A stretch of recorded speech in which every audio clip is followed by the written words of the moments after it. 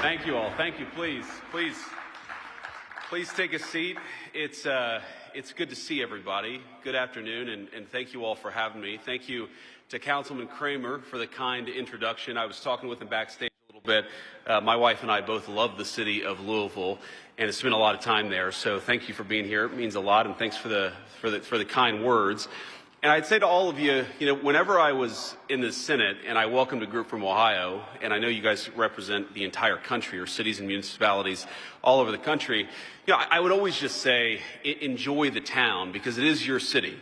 And I think that Washington is a beautiful place. It's a beautiful place to spend a few days. I know you guys have some work to do, but I also think it's important to get out there and see the people's city. It was built with your tax dollars. I think these incredible buildings and museums are supported by all of you and, of course, by all the people that you represent. And so I hope you enjoy your time in Washington, D.C.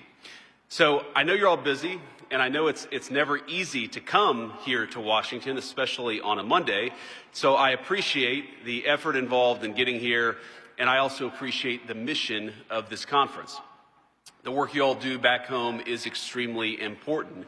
Most Americans, of course, they interact with their state and local governments far more regularly than they do their federal government, and that's the way it's supposed to be. That's the way the Constitution sets it up. We know that good government starts at the local level. So while those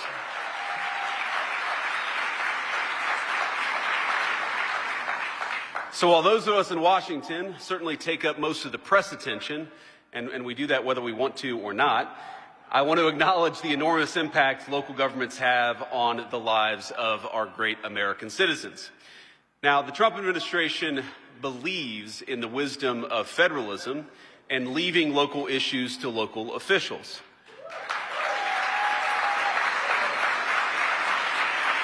But we all also recognize the importance of supporting and collaborating with all of you because so many of the issues that you deal with, of course, implicate local issues, but state issues and federal issues as well.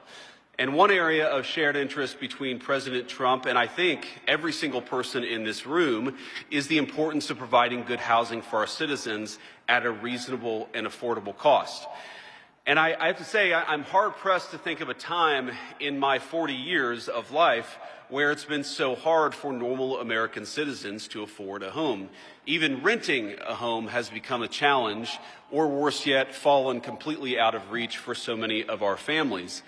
I was talking with a relative a couple of years ago, and she just made kind of an offhanded observation as a younger person than I am. She was looking to buy her first home and just mentioned that when her parents were growing up, they could afford a nice home on a single middle-class income. And she was sort of mentioning this as a sorrowful thing. She was sad that that wasn't true for her generation. And I think all of us in this room, certainly including me, have a little bit more work to do, I think, to make housing more affordable. I want to talk about that because I think it's the issue where our interests in some ways are most aligned with the people in this room. I read recently that the average income it takes to buy a new house is nearly 2 times the average salary of your typical American family. Not the average American worker, but the combined incomes of a husband and wife, and that's just not acceptable or sustainable in the United States of America. We want Americans to be able to afford the American dream of homeownership because we know that when people own their homes, it makes them a stakeholder. It makes them a stakeholder in their neighborhoods, in their cities, and ultimately, of course, in this country that all of us love so much. We want our citizens to feel that investment in their own country, and it's hard. It's hard to feel that investment if you feel like you can't even own a slice of it, even if that's what you want to do. Now, on a more basic level, we don't want people living paycheck to paycheck. We don't want them to make trade-offs between a trip to the grocery store and meeting next month's rent. Because even if you don't yet own a home, or even if you don't ever want to own a home, the knowledge that if you work hard and spend wisely, eventually you'll be able to afford a nice place to live, that goes, I think, a very long way to giving people a sense that they belong here and a sense that they have a stake in the future. Now, there are some important reasons why that belief is dwindling among Americans today. And a lot of it, of course, comes from the historic inflation that this country has dealt with over the last 4 years. Now, under the previous administration, get a little bit political, the cost of a median price home in America more than doubled, and that was just in 4 years. And if your salary didn't keep pace with inflation and rise 20%, your buying power took even a bigger hit. And of course, if you think about this, if the price of a home doubles and the price and your actual salary doesn't double, then you're a lot worse off. And we know that most Americans did not see their salary double over the last 4 years. So it's no surprise that home sales hit a 30-year low in 2024. Now, another reason for the elevating costs comes down to zoning. And the reality, as you all know, is that zoning is an area where federal authority is actually quite limited. And I'm sure none of you want the federal government in the business of mandating how cities and towns handle local laws, and that's certainly not what we want to do either. But I would ask everyone in this room is to be good partners with us, and certainly partners with your citizens, and think about how we can improve the costs of the costs of housing for our citizens. And I think one of the ways that we're going to have to do that is by being a little bit smarter about our local zoning rules. And in particular, when I think about zoning, I can't help but think about it without, of course, the communities that I know best, which are those that I represented in the state of Ohio. And, Columbus, Ohio in particular, I assume we've got some Columbus people here. And, Columbus is a boom town in so many ways. I've got, relatives and family members who live there, who love Columbus. It's a magnet because it's had so much economic development. But one of the things that I worry about when I look at a city like Columbus or, Miami, which became a boom town during the COVID years, is the unaffordability of housing. And we've got to fix that. If we actually want these places to be magnets, not just for jobs and investment, but also the dreams of our young people, we've got to actually make it easier to build homes. And in particular, I think the city of Austin has done a pretty interesting job. Because in Austin, you saw this massive increase of people moving in. The cost of housing skyrocketed, but then Austin implemented some pretty smart policies, and that brought down the cost of housing. And it's one of the few major American cities where you see the cost of housing leveling off or even coming down. Now, the Trump administration has taken important steps to make building cheaper and to boost the supply of housing. Now, of course, it's going to take time, but this is a day one issue for our entire team from the president on down. On his first day in office, the president issued an executive order making it a priority to bring down prices for new buyers. Now, part of that will come from slashing needless regulations, which, according to some estimates, account for about 25% of a new single-family build today. We've also seen Secretary Turner, our great Secretary of Housing and Urban Development, he's working hard on this issue, cutting some of the Biden rules at HUD that hike costs and shift the decision-making from local governments to Washington, D.C.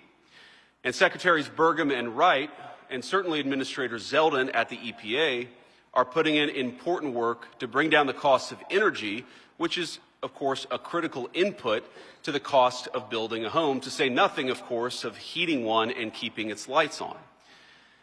But I actually want to focus on something a little bit different, because I think this is one of the areas where what the Trump administration can do and has done is going to be one of the major drivers of bringing down the cost of housing. Now, local zoning, regulations, the cost of energy, these things are about the supply of housing. How do we get more houses out there to be built? But I think it's important to talk about the demand side of the housing market.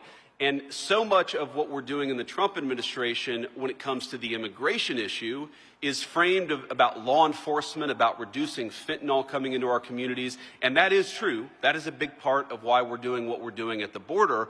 But when we talk about housing and why costs are so high, we don't talk enough about demand.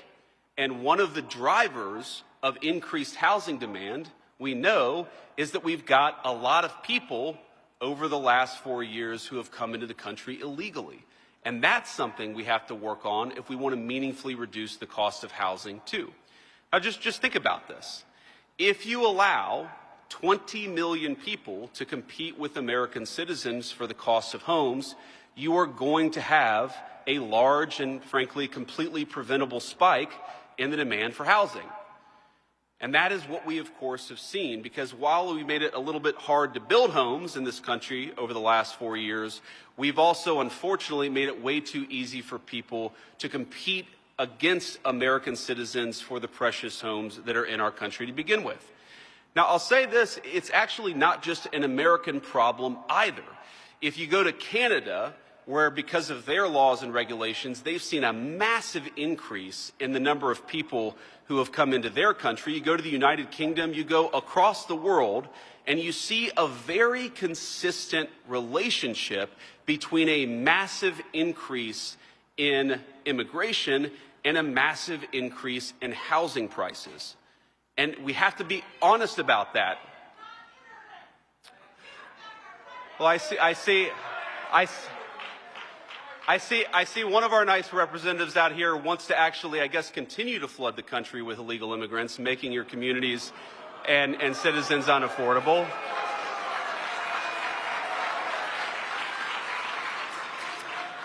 But ma'am, with all respect, one of the reasons why we're doing what we're doing is because we want to make it more affordable for Americans to live. That is one of the reasons why we're doing what we're doing. Now, last week, I visited the southern border, and we decided to check in on what's going on there at the southern border. And of course, like I said earlier, you often hear about immigration enforcement as about crime and about drug trafficking, and that is a big part of it. I was at Eagle Pass, and I was talking to local border control down there, and they told me that in just a matter of weeks, their small part of the border had gone from 1,500 daily encounters to less than 30. And again, that's in a matter of weeks. That's just a simple matter of common sense border enforcement. That matters. Thank you.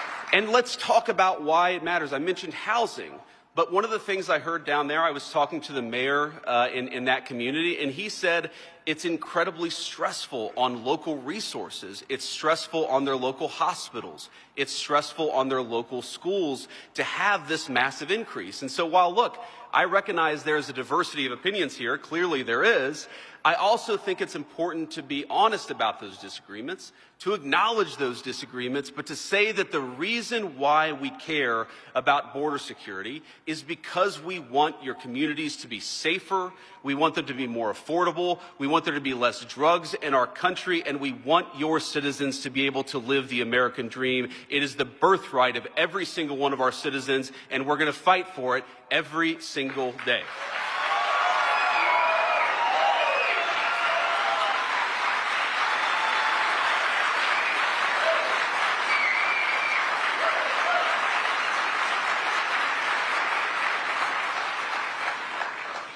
So, with all due respect for some of the disagreements and opinion, I'd say we welcome disagreements. We want to talk about those disagreements, but we also have to respect the law in the United States of America.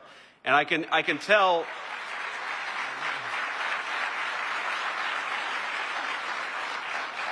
And I can tell you that, yes, of course, you're going to disagree with some of our policies. That's okay. Come and tell us when you disagree with our policies, and we'll have a conversation about it. Maybe don't shout it in front of 2,000 people. I can't even hear what you're saying, sir. But importantly, on this question of immigration, we have to recognize that, yes, you can disagree with some of the laws that are in place. You can disagree with the enforcement of those laws. You can even vote for people who want to change those laws. But while we have immigration laws on the books, we will enforce them, and we expect our local municipalities to help us.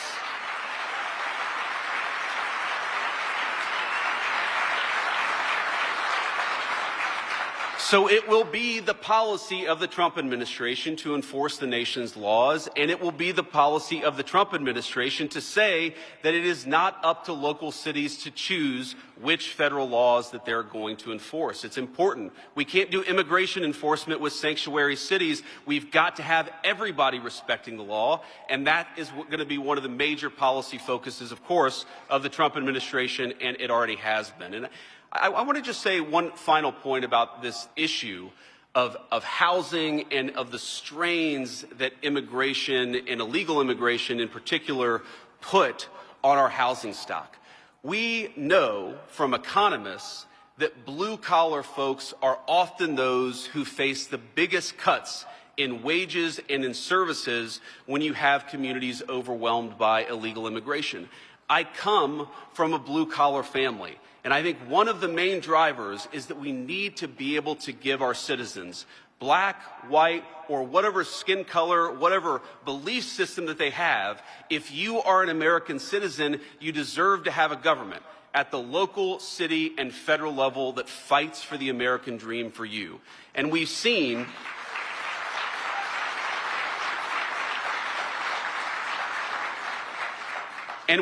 yes, over the Biden administration, but let's be honest, over 40 years of American policy, we've seen a lot of our blue-collar Americans, urban and rural, struggling to afford a home, struggling to raise their kids in safe communities, struggling to look to the future with hope and optimism.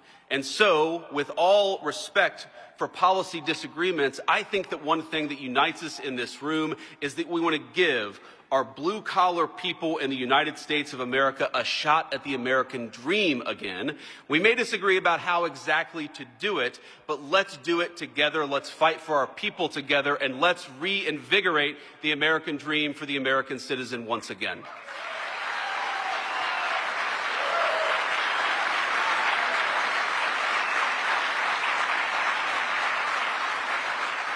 And let me close here with just an acknowledgement here that I know you guys have some of the hardest jobs in government, Democrat, Republican, or nonpartisan. You guys are the ones, of course, who fix the potholes. You guys are the ones that make sure our local police have the funding that they need, our local firefighters are able to do the incredible job that they do. So I just want to let you know, from the Trump administration, from the president, the vice president, and everybody else, we respect what you do. We are impressed by you. We think you guys are doing a great job, and we want to make sure that you have a presidential administration that is making your lives easier and not harder. So please, consider our administration one with an open door. Please come to us when you have issues. Even if you don't like what we're doing on the policy, you guys have got to be able to come and talk to us. So keep doing a great job. Keep doing what you're doing. Enjoy the rest of your time in Washington. God bless you guys, and thank you for doing the great job.